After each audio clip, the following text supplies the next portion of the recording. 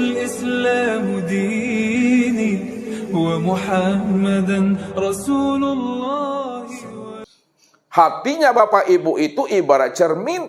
Siapa yang mampu memandang ke dalam cermin hatinya, maka nyatalah Allah itu yang wujud dan segala yang ada ini. Dan segala yang ada ini, inilah nyatanya wujud Allah itu. Memandangnya dengan sini. Maka supaya kita bisa memandangnya, maka keluar kita dari diri kita. Matikan diri kita ini. Mematikan diri itu dengan cara rasa mengambilnya Bapak Ibu. Lihat, matikan dirimu sebelum dirimu mati. Maksudnya ini, matikan rasa bahwa dirimu itu yang wujud. Jangan Bapak Ibu lagi merasa diri Bapak Ibu itu yang wujud. Hilangkan rasa yang merasa ada itu maksudnya. Dalam rasa ini. Walaupun kita ini ada, berdiri kita, melihat kita, mendengar kita, tapi matikanlah rasa diri kita yang merasa ada itu. Itu dengan rasa. Yang kedua, matikan rasa yang merasa diri kita itu yang bersifat sama. Walaupun kita ini mendengar, tapi matikanlah rasa diri yang merasa diri kita itu yang mendengar. Dengan rasa. Matikan diri kita yang merasa diri kita itu yang basar. Matikan diri kita yang merasa diri kita ini yang kalam. Matikan diri kita ini yang merasa diri kita ini yang ilmu. Matikan diri kita ini yang merasa diri kita ini yang kudrat. Matikan diri kita ini yang merasa diri kita ini yang iradat. Matikan diri kita ini yang merasa diri kita ini yang hayat. Maka jikalau kita telah mampu mematikan akan keakuan diri kita yang merasa diri kita yang wujud, maka ketika itulah kita baru sadar, sesadar-sadarnya, bahwa yang sebenar-benar wujud itu siapa? Yang sebenar-benar wujud itu hanya Allah.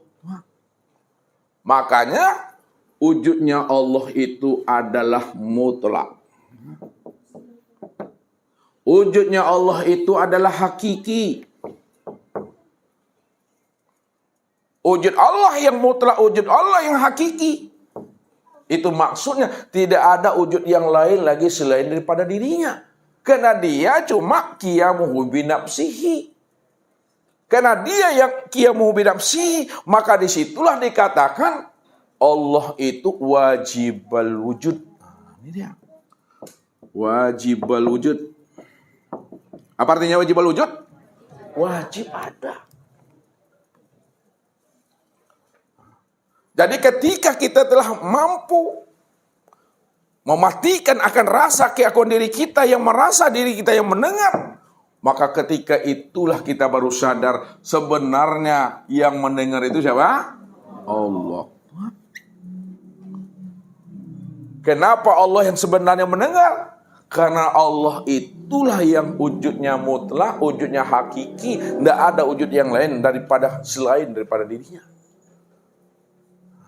Kalau kita telah mampu mematikan akan rasa keakuan diri kita ini, yang merasa diri kita ini yang melihat, ketika itu barulah kita sadar yang sebenar-benar melihat itu hanya Allah. Mampu kita merasakan dan mematikan bahwa keakuan diri kita ini benar-benar kita ini tiada berkalam. Disitulah kita baru paham dan mengerti sebenar-benarnya berkalam itu hanyalah Allah. Kalau kita telah mampu memahami bahwa diri kita ini betul-betul tidak mengetahui, tidak berilmu, disitulah kita menyadari sebenar-benarnya yang berilmu itu hanyalah Allah. Kalau kita telah mampu mematikan akan rasa keakuan diri kita yang merasa kudrat, kuasa, disitulah Bapak Ibu mampu memahami dan menyadari yang sebenar-benarnya kudrat itu adalah Allah. Kalau kita telah mampu mengakui dan merasakan bahwa diri kita ini betul-betul tiada iradat, ketika itulah sebenar-benar yang iradat itu tiada lain adalah Allah. Kalau kita telah mampu mematikan akan rasa keakuan diri kita ini yang merasa diri kita ini yang hidup, Disitulah Bapak Ibu baru menyadari sebenar-benarnya yang hidup itu tiada lain adalah Allah. Jadi kalau Allah yang wujud, di situ letaknya kita itu bersifat tiada. Nah, itu dia. Allah bersifat wujud, kita bersifat tiada. Akan paham kita Bapak Ibu. Allah yang bersifat wujud, jangan kita merasa ada pula. Kalau kita merasa ada, berarti kita sudah merampok haknya Allah itu. Kalau Allah bersifat sama, maka kita bersifat apa? Bersifat tuli. Kalau Allah bersifat basar, kita bersifat apa? Buta. Kalau Allah bersifat kalam, kita bersifat bisu. Kalau Allah bersifat ilmu, kita bersifat bodoh. Kalau Allah bersifat kudrat, kita bersifat lemah. Kalau Allah bersifat iradah, kita bersifat papa. Kalau Allah bersifat hayat, kita bersifat mati. Inilah yang dikatakan bahwa diri kita yang tiada tuli, buta, bisu, lemah, papa, bodoh, mati itu, ini yang dikatakan diri yang la haula wala quwata illa billah. Itu maksudnya Tuhan. Tidak ada daya dan upayaku bahwa diriku ini yang wujud, diri aku ini yang melihat dan mendengar serta hidup, melainkan yang sebenar-benar wujud, yang sebenar-benar mendengar, melihat dan hidup itu hanyalah Allah semata-mata. Ketika itu telah kita jazamkan. Jazam tahu? Sudah itikotkan, sudah dibulatkan dalam hati, sudah disuhudkan dalam pandang ainul basyirah. Tak tampak lagi wujud kita itu, yang memandang, yang melihat dan mendengar, itu udah jazam namanya, udah bulat tuh. Itu yang Ustaz umpamakan tadi, buliknya bisa digolongkan tuh, picaklah bisa dilayangkan. Itu diri yang la haula wala quwata illa billah itu. Tak ada diri kita lagi yang wujud. Kalau tidak ada diri kita lagi yang wujud, maka yang sebenar wujud ya Allah. Yang sebenar hidup itu hanya Allah. Kalau Allah yang sebenar wujud, Allah yang sebenar hidup, yang mau orangnya, orangnya Bapak Ibu, lihat tahu ininya kesini mandangnya Bapak Ibu, tapi Bapak Ibu bukan Allah aja, ngaku-ngaku Tuhan lo beko. Mengenal Allah bukan ingin jadi Allah. Mengenal Allah bukan ingin ngaku-ngaku Allah. Mengenal Allah bukan ingin merampok hak Allah. Tapi kita mengenal Allah supaya kita tahu bahwa diri kita itu tidak ada di hadapan Allah. Kalau diri kita tidak ada di hadapan Allah, lalu diri siapa sebenarnya ini? Inilah diri kenyataan dirinya Allah itu. Makanya orang yang telah kenal, telah berjumpa, telah bersua, telah bersobok dia dengan hakikat rahasia dirinya, maka ketika itulah Nabi mengatakan, man arafallahu kala lisanahu. Itu maksudnya. Ini ditanam, ini kuncinya Bapak Ibu. Man arafallahu kala lisanahu. Siapa yang telah benar-benar mengenal Allah. Allah itu yang wujud dalam pandangan ini Kala lisanahu, ketika itu kelulah lidahnya. Tak boleh lagi mengata-ngatakan aku Allah, ini Tuhan, enggak. Kelu lidahnya. Makanya cukup paham dan sadari. Anyang selalai Bapak Ibu, antuk selalai. Walaupun Bapak Ibu tidak mengatakan diri Bapak Ibu itu ainullah, wujud Allah, nyatanya Allah. Walaupun Bapak Ibu aniangse, diamse-nya Bapak Ibu, diri Bapak Ibu tetap ainullah, nyata Allah dan wujud Allah itu. Selalu Ustadz sampaikan kias dan perumpamaannya. Ini apa namanya ini? Rasid? Namanya kok? Mik.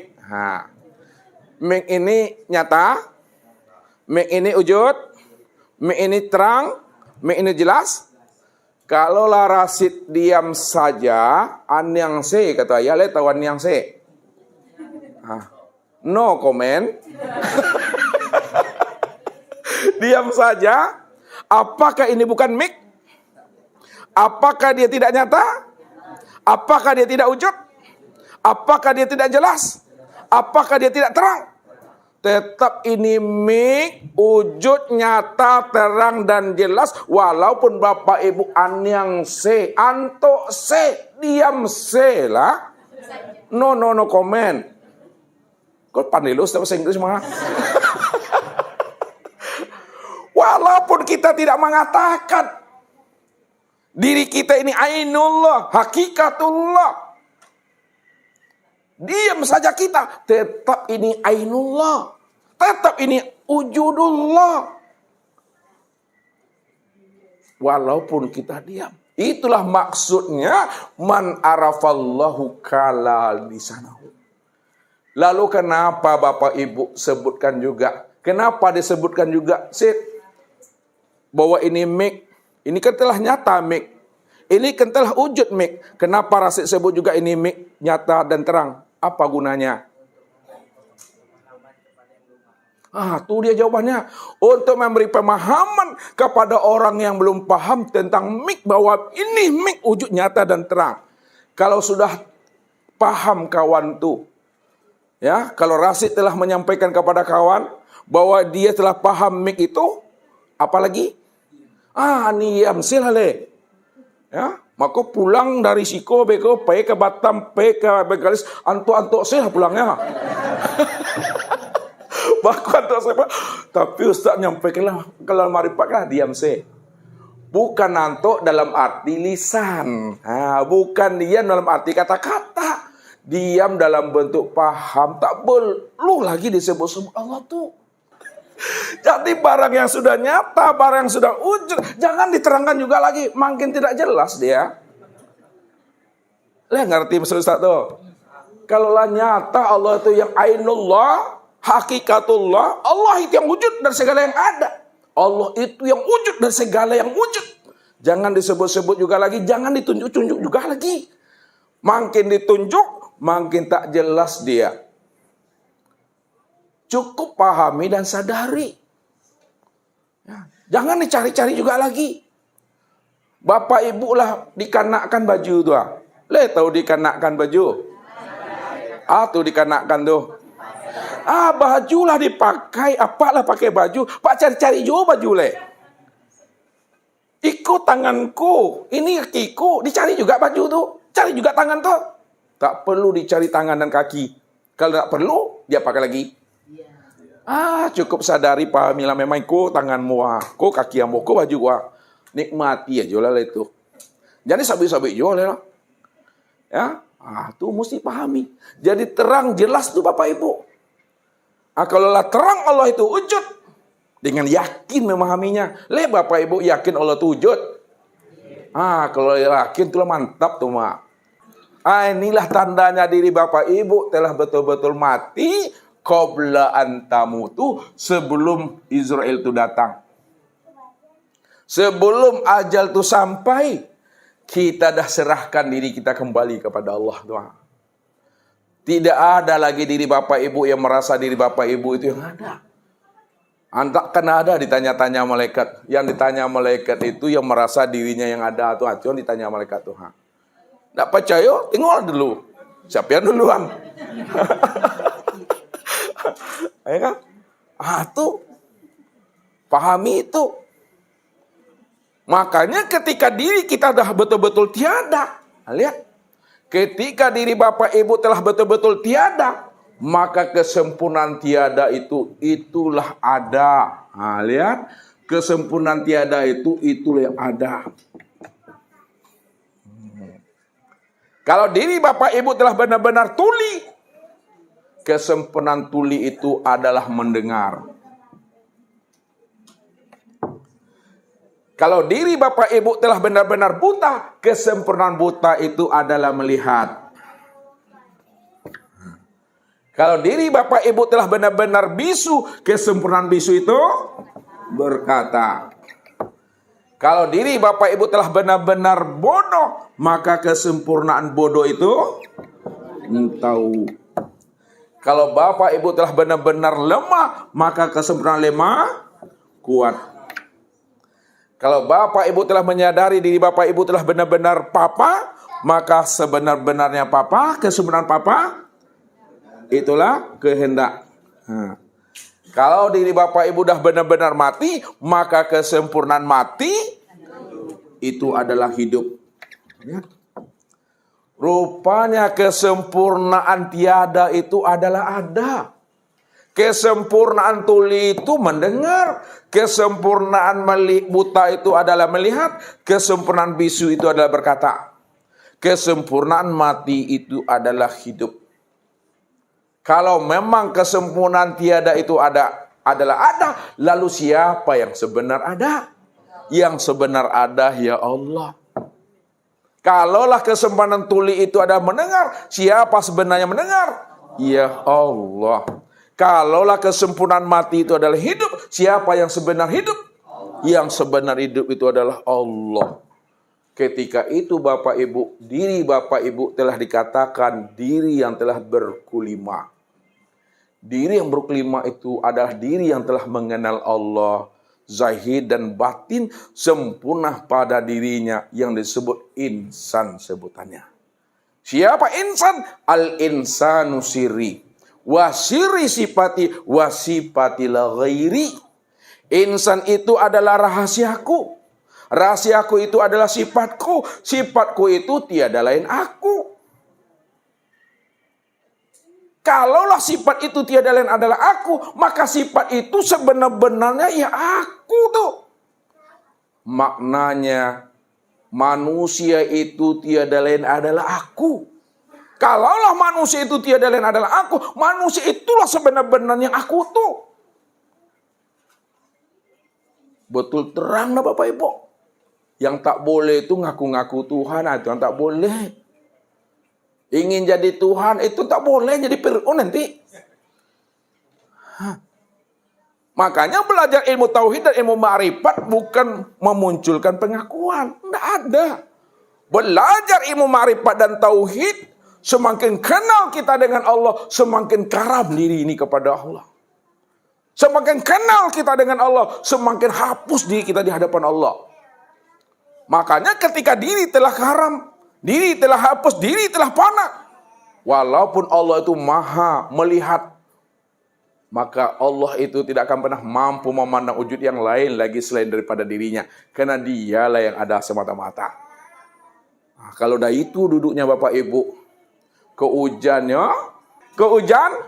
ala baliknya ke langit tu maha. Kok Syria? Ala balik ke? Ke gagangnya ke Pinang? Ala balik ke tampuaknya tu. Kok gelombang? Ala surutnya ke lautan. Kok pisau? Lah masuknya ke sarangnya. Kok diri? Ala pulang ke asalnya. Inilah yang dikatakan oleh Rasul. Kullu syai'in yarji'u ila asalihi. Tiap-tiap sesuatu itu udah pulang dan kembali kepada asalnya. Bahwa segala yang ada, segala yang wujud, asalnya itu tiada lain adalah Allah. Siapa Allah itu? Allah itu nama daripada nama daripada Tuhan. Kalau Allah itu nama daripada Tuhan, yang Allah yang dikatakan Tuhan itu yang ma dirinya, bukan kihara. Di yang sabana-bana Tuhan yang bernama Allah itu kiha. Nih. Betul? Yang kosong. Yang kosong dalam ketiadaan. Kosong dalam kehampaan. Yang tak bisa disebut, itu maksudnya tuh tak bisa lagi diceritakan, tak bisa dianalisa. Karena dia dalam keadaan batin. Batin. Apa arti batin? Tersembunyi. Walaupun dia batin tersembunyi, bukan berarti dirinya tidak ada. dirinya tetap ada. Baru kita tahu si batin itu ada setelah dia zohir. Nah, lihat kesimpulannya nih ya. Baru kita tahu si batin itu ada setelah dirinya zohir. Kalau dirinya belum zohir, dirinya belum wujud, dari mana kita tahu yang batin itu ada? Kalau dirinya belum zahir, dirinya belum wujud, dari mana Bapak Ibu tahu yang batin itu ada? Kan tidak tahu Bapak Ibu, maka di situ tidak bisa disebut. Kata-kata batin itu baru ada, disimpulkan setelah dia itu zohir, dia itu wujud. Setelah dia wujud dan zohir, disitulah kita paham dan mengerti rupanya batin itu sebenarnya ada, bukan tidak ada. Baru kita tahu yang batin itu ada setelah dia zohir. Dari kata-kata zohir itulah kita bisa paham dan mengerti bahwa yang batin itu artinya ada. Tapi kalau dia tidak wujud, dia tidak zohir, maka tak ada disebut di situ. Kata-kata batin pun tidak bisa disebut. Ya. Kata-kata batin tidak bisa disebut. Apa yang mau disebut Bapak Ibu? Rupanya Allah itu tak bisa disebut dengan kata-kata. Kalau disebut dengan kata-kata, maka Allah itu bersifat. Walaupun Allah itu bersifat, namun dia tiada bersifat. Lalu bagaimana Allah itu supaya tiada bersifat dia Pak Ridho? Supaya Allah itu tiada bersifat, bagaimana? Disebut juga atau tidak? Tidak. Supaya Allah itu tidak bersifat, maka janganlah disebut la sautun wala harpun. La sautun wala harpun itu tidak ada lagi namanya huruf dan suara bil haqqi ilallah, melainkan hanya Allah. Ketika Bapak Ibu mengatakan la sautun wala harpun, itu bersifat atau? Bersifat tuh, di mana letak dia bersifat? Ketika disebut. Walaupun tidak bisa disebut kata-kata, hening sajalah, tetap itu bersifat. Supaya tidak bersifat, diam tuh berbunyi enggak tuh? Tetap berbunyi itu kan diam tuh. Bersifat juga tuh. Kalau ingin tahu Allah itu tidak bersifat, diam.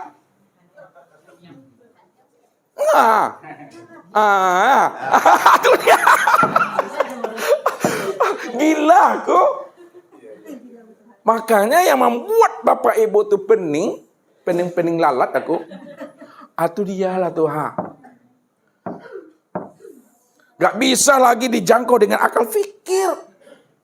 Tak bisa dijangkau dengan ilmu. Karena dia tidak bisa dijangkau dengan ilmu dan akal fikir. Karena dia adalah sesuatu yang tinggi. Maka disebutlah dirinya itu dengan ungkapan zat. Nah, itu baru paham kita. Baru dikatakan namanya dengan zat.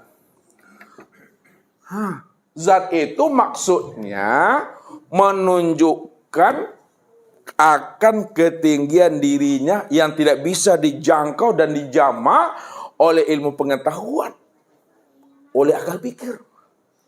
Karena dia tidak bisa dijangkau oleh ilmu pengetahuan dan akal pikir, maka disebutlah diri yang tidak bisa dijangkau dengan akal pikir dan pengetahuan, disebutlah dirinya itu zat. Sebenarnya Allah itu bukan zat. Allah itu di balik zat itu, Bapak Ibu, di balik zat. Di balik zat apa? Kuning. Allah itu bukan kuning. Allah itu di balik kuning. Allah itu bukan bil kuning khalifah. Allah itu di balik bil kuning.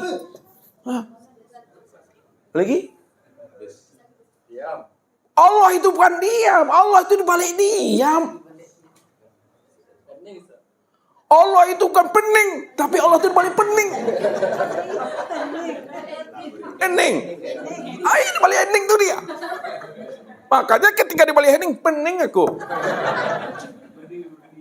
Berarti tidak bisa disebut kan? Allah itu bukan tidak bisa disebut itu, tapi Allah itu di balik kata yang tidak bisa disebut itu.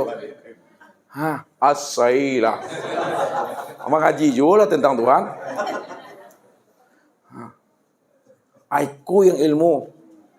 Sepici yang sebelum mati itu. Wallahu nafsun wa ana nafsau wujudahu. Allah itu diriku inilah nyatanya wujud Allah.